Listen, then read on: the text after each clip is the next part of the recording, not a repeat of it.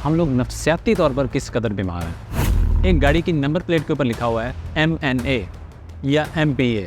अब ये क्यों लिखा हुआ है? कभी किसी वकील ने ये क्यों नहीं लिखा कि जूनियर वकील सेशन कोर्ट, जो तरक्की याफ्ता कौमें हैं उनको भी कभी इस तरह की हरकतें करते देखें? विद नाज़म साहब, विद काउंसलर साहब, ये क्या है?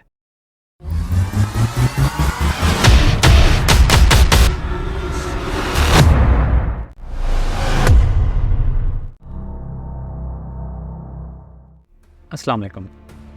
लास्ट वीडियो में हमने बात की थी कि ये कौम, हमारी कौम पाकिस्तानी नेशन कभी तरक्की नहीं कर सकती क्योंकि हम इखलाकी तौर पर इस कदर गिर चुके हैं कि हम बुराई को बुराई समझते नहीं हैं।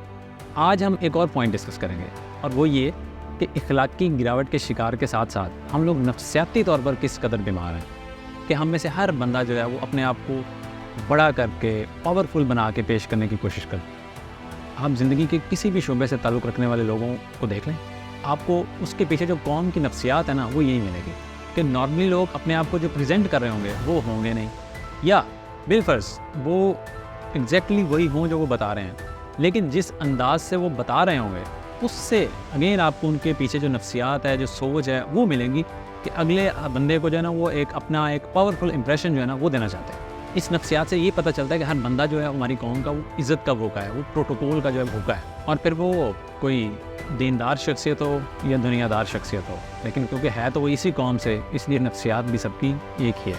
आप किसी आम मस्जिद के खतीब, इमाम, आप उसको जाके ना मौलाना साहब, मुफ्ती साहब इस तरह के लक़ब से पुकारना शुरू कर दें, वो आपको मना नहीं करेगा क्योंकि उसको खुशी होगी कि इससे मैं और बड़ा दिख रहा हूँ और मैं बड़ा बन रहा हूँ, और आहिस्ता आहिस्ता उनके नाम के साथ वो लक़ब लिखे भी जाने लगते हैं, लेकिन वो आपको मना नहीं करेंगे। आप रोड के ऊपर जा रहे हैं, आपके सामने से गाड़ियाँ गुजरती हैं, एक गाड़ी की नंबर प्लेट के ऊपर लिखा हुआ है MNA या MPA।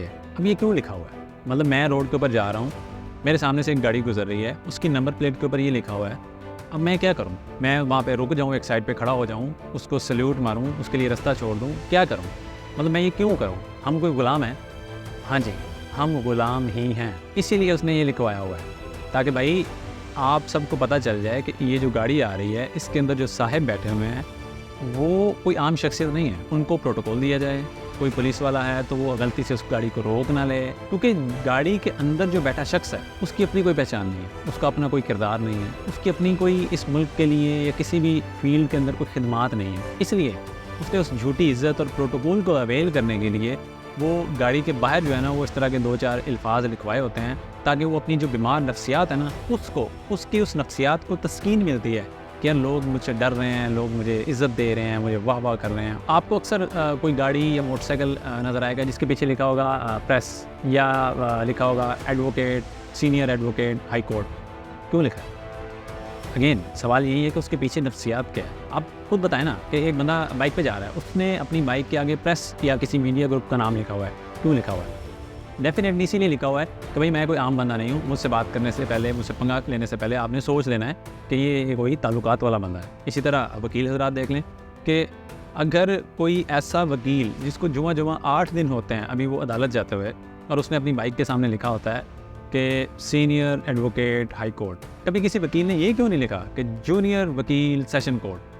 क्यों? क्योंकि इससे पावरफुल होने का, बड़ा होने का जो एहसास है ना वो नहीं मिल रहा। दूसरों के ऊपर जो रोब और दबदबा आप डालने की कोशिश करते हैं वो नहीं इससे पूरा हो रहा। क्यों लिखते हैं लोग ये सब कुछ? प्रेस वाला हो कोई, या कोई मीडिया वाला हो, या कोई ये लॉयर हो, तो ये भी एक प्रोफेशन की तरह प्रोफेशन है ना, तो ये लोग क्यों लिखते हैं ऐसे? मतलब कभी आपने देखा है कि किसी मैकेनिक की बाइक के पीछे लिखा हो कि सीनियर मैकेनिक मेहरान एंड कोरे? नहीं लिखा होता। कभी किसी नाई की बाइक के पीछे लिखा देखा है एसोसिएट नाई, सीनियर असिस्टेंट नाई? नहीं, क्योंकि इससे आपको नफ्सियाती तौर पर बड़ा और पावरफुल होने का एहसास जो है ना वो नहीं मिल रहा होता। आप डॉक्टर हज़रात को देख लें कि ऐसे डॉक्टर जो असिस्टेंट या एसोसिएट प्रोफेसर बन जाते हैं ना, तो उनके क्लिनिक के बाद जो बोर्ड लगा होता है ना उसके ऊपर जो सबसे बड़ा और मोटा लफ्ज़ जो लिखा होता है ना वो लिखा होता है प्रोफेसर, और उसके साथ बिल्कुल नुक्कर में चुन्ना सा लिखा होता है असिस्टेंट या एसोसिएट, जो कि बगैर ऐनक के ना पढ़ा भी नहीं जा रहा। अगेन सवाल है क्यों? ताकि लोगों को पता चले कि यार ये कोई आम या ऐसा वैसा डॉक्टर नहीं है, ये प्रोफेसर साहब हैं। हालांकि आप में से वो लोग जो एकेडेमिया से ताल्लुक़ रखते हैं उनको ये अच्छी तरह पता है कि असिस्टेंट प्रोफेसर से लेकर फुल प्रोफेसर बनने तक का जो सफ़र है वो किस कदर लंबा और मुश्किल होता है, उसके लिए अच्छे खासे पापड़ बेलने पड़ते हैं। लेकिन अगेन बात वही है कि हमारी नफ्सियात में ये चीज़ शामिल है कि यार हमें थोड़ा बहुत झूठ बोल के या चीज़ों को थोड़ा सा मैनिपुलेट करके पेश करना है ताकि अपने आप को बड़ा और पावरफुल जो है ना वो शो करना है। अच्छा चलें ये बताएं, जो तरक्की याफ्ता कौमें हैं उनको भी कभी इस तरह की हरकतें करते देखा है? कभी आप यूरोप गए हों, अमेरिका गए हों, वहाँ पे कभी आपने देखा है कि आपके सामने से एक बाइक गुजर रही है या गाड़ी गुजर रही है और उसके पीछे लिखा हो जनाब माइकल MPA, जॉन बुकीन, बाइक गुजरी है शूम करके आपके सामने से, और उसके पीछे लिखा हुआ है टॉम प्रेस वाला, लिखा देखा नहीं देखा ना? क्यों? क्या वो मीडिया में काम नहीं करते या वो लोग डॉक्टर वकील या वो नहीं होते? भी सब कुछ होता है, लेकिन वो लोग अपनी पहचान खुद बनाते हैं अपने काम से। वो अपनी गाड़ियों और मोटरसाइकिल के पीछे इस तरह की जो चीज़ें हैं ना वो लिखवा के अपनी वो बीमार नफ्सियात को तस्कीन नहीं देते। वो नफ्सियाती तौर पर हमारी तरह बीमार नहीं है, इसलिए वो अपने काम पे फोकस करते हैं और हम काम पे फोकस नहीं करते। हम ये देखते हैं कि भाई लोगों के ऊपर इंप्रेशन किस तरह ज़्यादा डालना है। आप अपनी फील्ड के अंदर मेहनत करें, स्ट्रगल करें, कामयाब हों, उसके बाद अपनी पहचान के लिए अपने नाम के साथ डॉक्टर, इंजीनियर, एडवोकेट कुछ भी लगाएं, डजेंट मैटर, उससे फ़र्क नहीं पड़ता। ज़ाहिर है वो आपकी पहचान है, लेकिन इस तरह की झूठी पहचान, इस तरह का झूठी इज्जत और झूठे प्रोटोकॉल के लिए इस तरह चीज़ों को लिखवाना और गाड़ियों और मोटरसाइकिल के आगे लिखवाना और अपने आप को इस तरह प्रेजेंट करना कि यार मैं कोई बहुत बड़ा आदमी हूँ, ये कोई नॉर्मल बात नहीं है। ये एक नफ्सियाती बीमारी है। बेसिकली जहनी तौर पर हम लोग गरीब हैं और अपने आप को कमतर समझते हैं। इन्फीरियॉरिटी कॉम्प्लेक्स का शिकार हैं हम लोग, और इन्हीं बातों का असर जो है वो हमारे बच्चों के ऊपर होता है। इसीलिए आप देखें स्कूल कॉलेज में जाने वाले बच्चे जो 3-3 मरले के घर में रहते हैं वो भी अपने फेलोज़ को बता रहे होते हैं कि हम जनाब 4 कनाल के घर में रहते हैं, मेरे पापा लैंडलॉर्ड हैं, बहुत बड़े बिजनेसमैन हैं।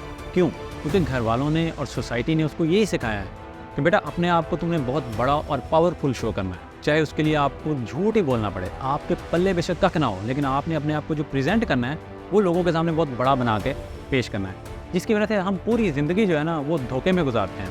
अपने आप को भी धोखा देते रहते हैं और दूसरों को भी धोखा देते रहते हैं। आप आए दिन खबर सुनते हैं कि फ़लाँ लड़की का रिश्ता हुआ, रिश्ता करने से पहले जो लड़के वालों ने स्टोरियाँ सुनाई थी उसके मुताबिक जनाब उनके घरों में बाथरूमों में भी AC लगे हुए थे और अम्बा जी जो है वो बाहर DC लगे हुए थे और घर में नौकर चाकर और पता नहीं क्या कुछ था।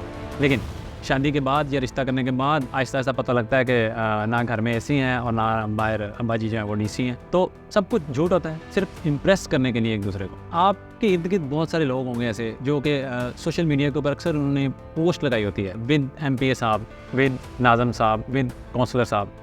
क्यों? मतलब आप किसी बहुत बड़ी शख्सियत से मिले हैं, कोई उसकी दीनी खिदमात हों, कोई इल्मी खिदमात हों, कोई साइंटिस्ट हो, तो ज़रूर आप उसके साथ तस्वीर भी खिंचवाएँ, सोशल मीडिया पर लगाएं। लोगों को आप किसी को बताता है बंदा कि यार ये एक बहुत बड़ी पर्सनैलिटी थी, मेरी इनके साथ मुलाकात हुई, मुझे बड़ा फ़ायदा हुआ, बड़ा अच्छा लगा मुझे मिल के, और ये एक यादगार के तौर पे मैंने तस्वीर भी ले ली। लेकिन ये विद नाज़म साहब, विद काउंसलर साहब, ये क्या है? खुदा के लिए अपनी इस नफ्सियाती बीमारी से बाहर निकलें और सच के साथ मोहब्बत करना सीखें। जो आपकी हकीकत है वही लोगों को बताएं और उसी को तस्लीम करें। और बिलफर्ज़ अगर आपको लगता है कि जो आपकी हकीकत है वो कोई बहुत काबिल फ़ख्र नहीं है, तो स्ट्रगल करें, मेहनत करें, उसको काबिल फ़ख्र बनाएं, वरना सारी ज़िंदगी जो है ना वो विद नाज़म साहब और विद काउंसलर साहब ही करते रह जाएंगे।